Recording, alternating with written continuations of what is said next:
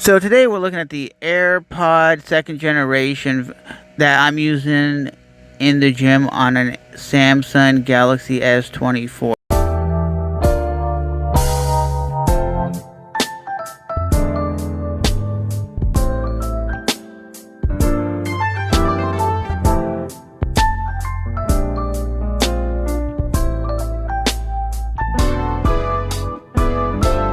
I would think they're not overly too expensive. They have good sound quality. They're not going to block out all the background noise because they're not noise canceling, but they have like a 3-hour battery life, so they'll last your whole gym session. Also, they don't fall out of your ear when you're running on a treadmill or pushing heavy weight.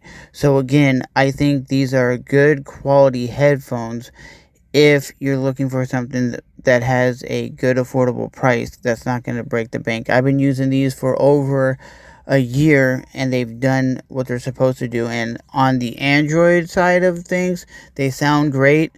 They don't fall out of your ears. They're very comfortable, and a lot of times I forget I even have them in my ears. So with that being said, check them out today.